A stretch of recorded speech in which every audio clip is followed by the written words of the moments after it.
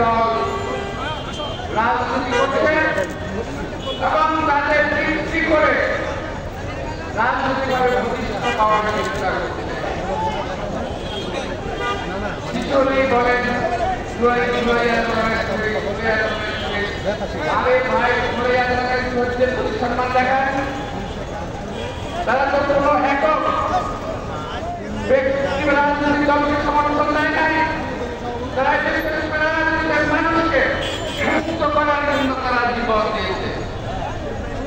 আমরা সারা বছর 17 বছর সংগ্রাম করেছি, যুদ্ধ করেছি, জেলে গিয়েছি, স্কুলের মুখেও গিয়েছি,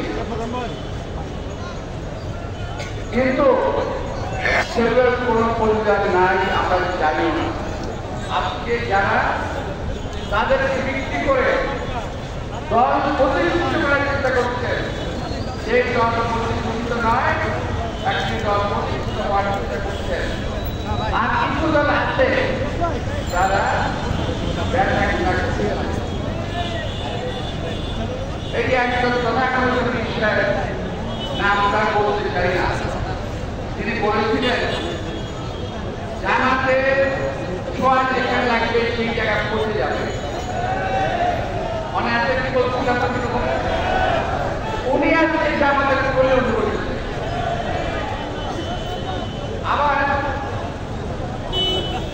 সেই জামাত এক সময় বিএনপি তাদের পাড়াতে মন্ত্রী হয়েছেন, এক সময় আওয়ামী লীগের তাদের পাড়াতে মন্ত্রী হয়েছেন। বিভিন্ন সময় যখন তারা দাঁড়াই করেছে, বিভিন্ন সময়ে তারাও আজকে এই আমার সাধারণ করে তারা তারা আজকে ঠিক করেছে। তাদেরকে বেছে তাদেরকে বিক্রি করে তাদের আজকে খুশি।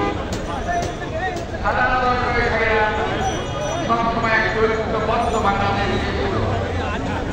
আমরাও এক ঐক্যবদ্ধ বাংলাদেশ চাই।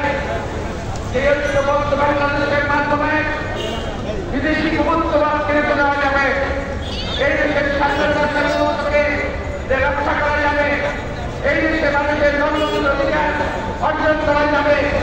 কিন্তু সেই দিকে না গিয়ে আমার ভাইয়েরা বিভিন্ন পথে বিএনপি